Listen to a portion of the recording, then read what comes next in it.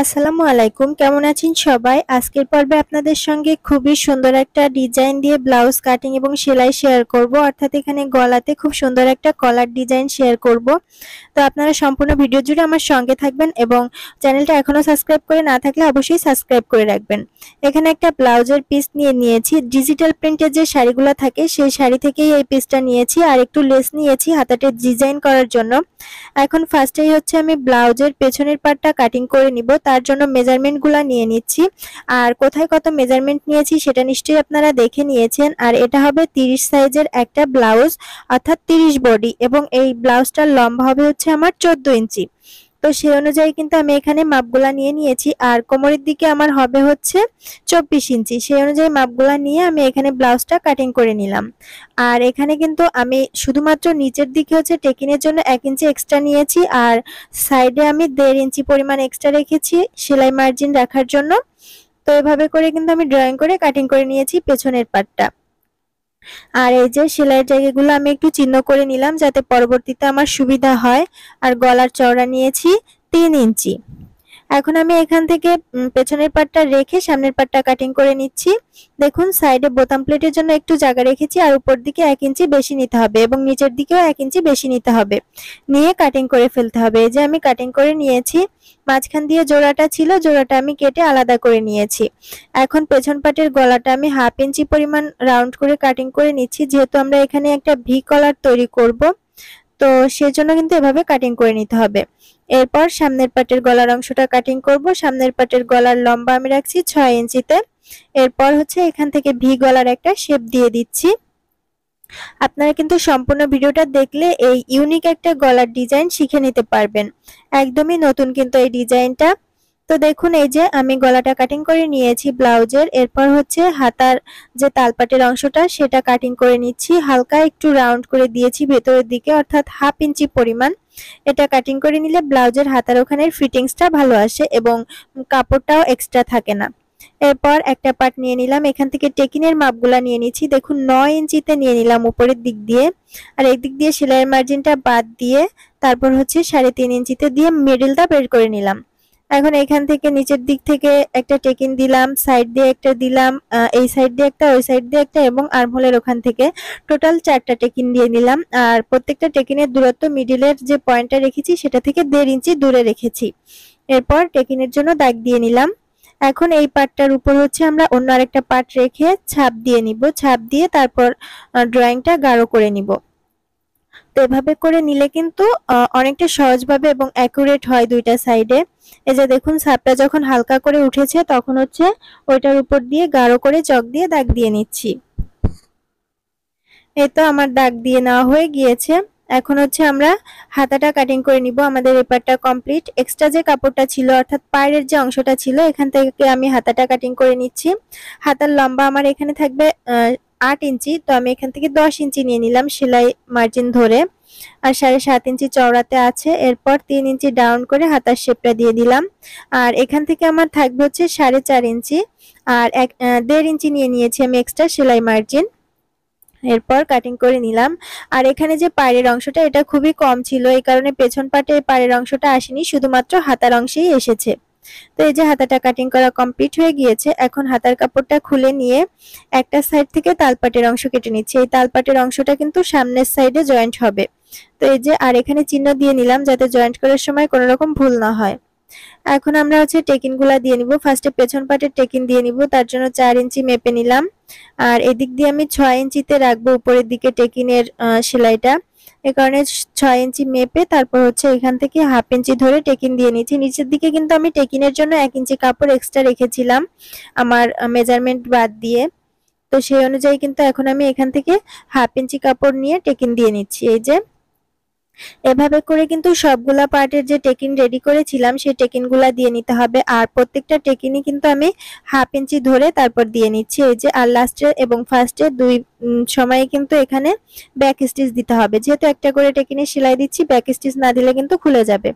তো taking complete হয়ে যাওয়ার পর আমরা হাতাটা রেডি করে নিচ্ছি। এখান থেকে হাতার সামনের যে বর্ডারের অংশটা সেটা ভাঁজ করে সেলাই করে নিচ্ছি। এখান থেকে আমি একটা লেস ব্যবহার করব। ব্লাউজের হাতাতে লেস ব্যবহার করলে কিন্তু অনেকটা ভালো লাগে। তো আমি এখান থেকে একটা লেস ব্যবহার করছি, সুতির লেস। এটা কিন্তু মাত্র 20 টাকা গজে আপনারা পেয়ে যাবেন।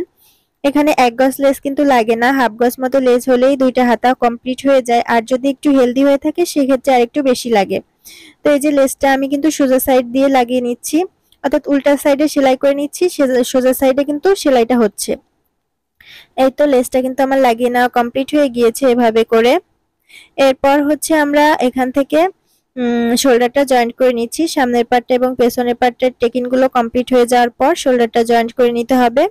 আর এখানে বোতাম প্লেটের জন্য কিন্তু আমি আগেই এক্সট্রা কাপড়টা রাখিনি, পরবর্তীতে জয়েন্ট করে নিব। এই কারণে, যেহেতু আমি এখানে কলার দিব, এই কারণে বোতাম প্লেটের কাপড়টা আগে রাখা যাবে না। এরপর গলার রাউন্ডের যে অংশটা, এটা একটা সেলাই করে নিচ্ছি। যেহেতু এখানে কলার দিব, এই কারণে সেলাই করে নিলে কিন্তু ভালো হবে। তো এই যে সেলাই করার পর এরকম এসেছে। এখন এই কলারের মাপটা নিয়ে নিব। তো 2টা পার্ট এভাবে ধরে তারপর হচ্ছে কলারের যে লম্বাটা, সেই লম্বার মেজারমেন্টটা নিয়ে নিচ্ছি। আর সেলাইটা দেওয়ার কারণে কিন্তু এখানে কাপড়টা টানলেও লম্বা হয়ে যাবে না, অ্যাকুরেট একটা মাপ পাওয়া যাবে। এই কারণে অবশ্যই আপনারাও সেলাইটা দিয়ে নেবেন। দেখুন এখানে আমার 11 ইঞ্চি এসেছে কলারের লম্বাটা। আর টেকিং দেওয়ার পর যে সাইডে এক্সট্রা কাপড়গুলা ছিল, সেই কাপড়গুলাকে কিন্তু সুন্দর করে কেটে নিতে হবে। সাইডে এবং আর্মহোলের এখানে যে কাপড়টা এক্সট্রা রয়ে গিয়েছে, সেটাকে এখন আমি কাটিং করে নিলাম। তো এই যে কাপড় কাটিং করা কমপ্লিট। আর টেকিং দেওয়ার পর দেখুন সুন্দর হয়েছে কিন্তু ব্লাউজটা। এরপর এখানে একটা বক্রম নিয়ে নিয়েছি। বক্রমটা 2 ভাঁজ করে রাখা আছে, 11 ইঞ্চি লম্বা এবং 4 ইঞ্চি চওড়াতে। এখন এখান থেকে 10 ইঞ্চি লম্বা নিয়ে একটা দাগ দিয়ে নিচ্ছি। এখান থেকে কিন্তু আমার কলারটা লাগবে 11 ইঞ্চি লম্বা। তো এখন সাইড থেকে হচ্ছে ভি শেপ দিয়ে দিচ্ছি, যেহেতু আমরা ভি কলার তৈরি করব, এজন্য এভাবে রাউন্ড ভি শেপটা দিয়ে দিচ্ছি। এটা কিন্তু একদম ইউনিক একটা ডিজাইন কলারের। এখানে কিন্তু রাউন্ড করা যাবে না, তাহলে কিন্তু গোল কলার হয়ে যাবে।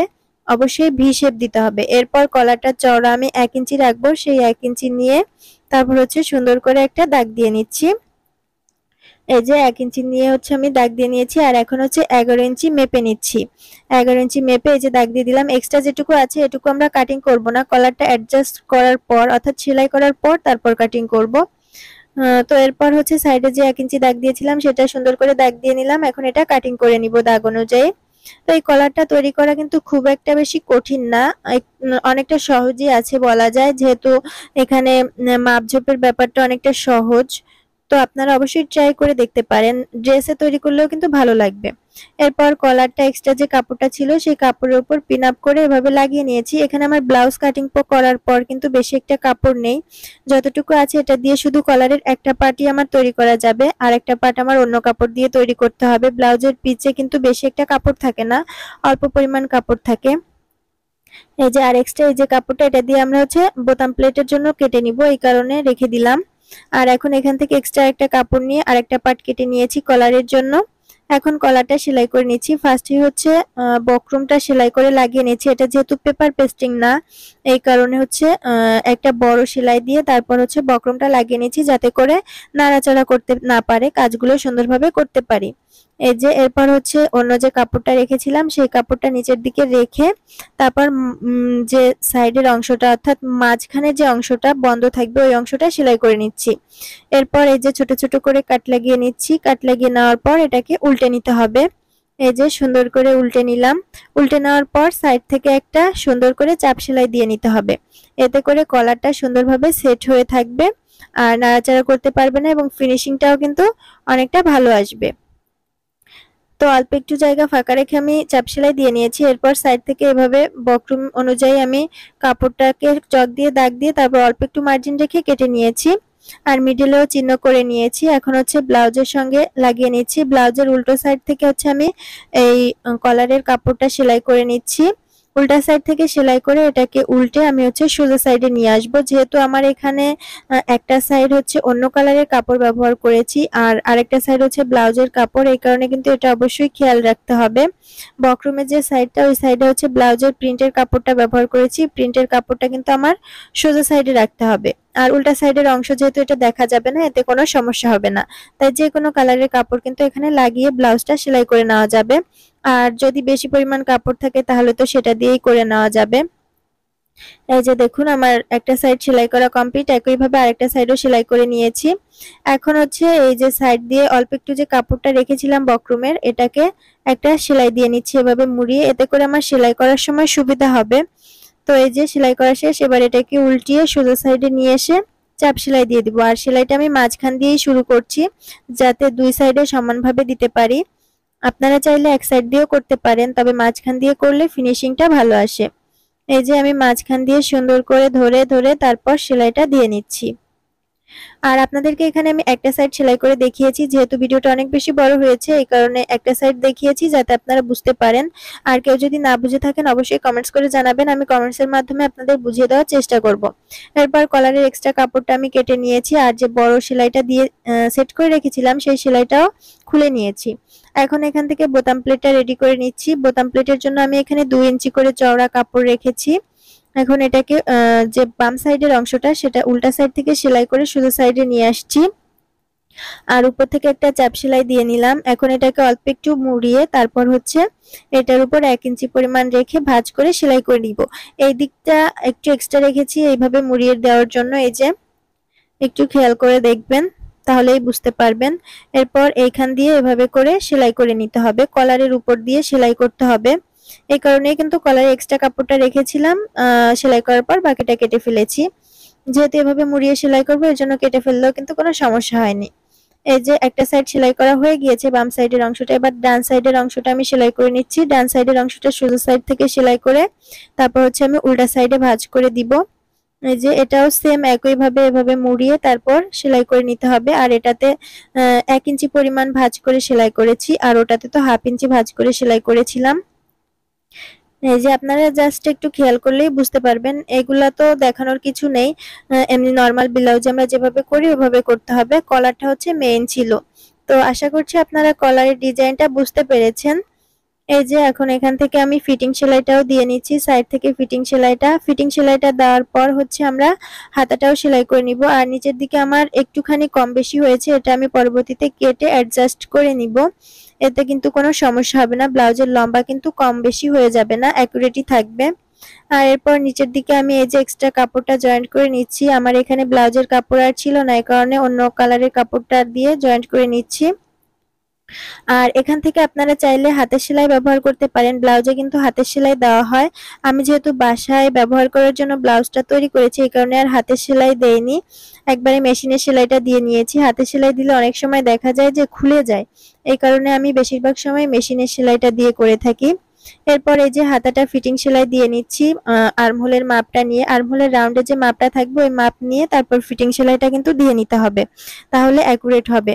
এরপর হাতাটা ব্লাউজের সঙ্গে জয়েন্ট করে নিচ্ছি, দুটা সোজা সাইড ভেতরের দিকে রেখে সেলাই করে নিচ্ছি। আর এক্সট্রা কাপড়গুলো এভাবে ভাঁজ করে দিয়েছি, তাহলেই কিন্তু আমাদের এখানে ব্লাউজটা কমপ্লিট হয়ে যাবে, কাটিং এবং সেলাই সম্পূর্ণ। আশা করছি আপনাদের বুঝতে কোথাও কোনো সমস্যা হয়নি। এরপর হচ্ছে লাস্টে গিয়ে আমরা বোতামের যে ঘরগুলো ওইগুলো রেডি করে নিচ্ছি। তো আমার এখানে সেলাই মেশিনেই বোতামের ঘর রেডি করা যায়, এজন্য সেলাই মেশিনেই করে নিচ্ছি। আপনাদের নরমাল মেশিন হলে হাতে বোতামের ঘরগুলো রেডি করে নেবেন। এই যে দেখতেই পাচ্ছেন আমার এখানে বোতামের ঘর রেডি করা কমপ্লিট হয়ে গিয়েছে। এখন একটা ওপেনার দিয়ে কেটে নিচ্ছি বোতামের ঘরগুলো, আর অন্য সাইডে বোতাম লাগিয়ে নিব, তাহলেই কিন্তু আমার ব্লাউজটা কমপ্লিট হয়ে যাবে। আশা করছি আপনাদের কাছে ভিডিওটি ভালো লেগেছে। ভালো লাগলে অবশ্যই চ্যানেলটি সাবস্ক্রাইব করবেন, কমেন্ট করে জানাবেন এবং ভিডিওটা একটা লাইক করবেন। আজকের ভিডিও এখানে শেষ করছি, সবাই ভালো থাকবেন, আল্লাহ হাফেজ।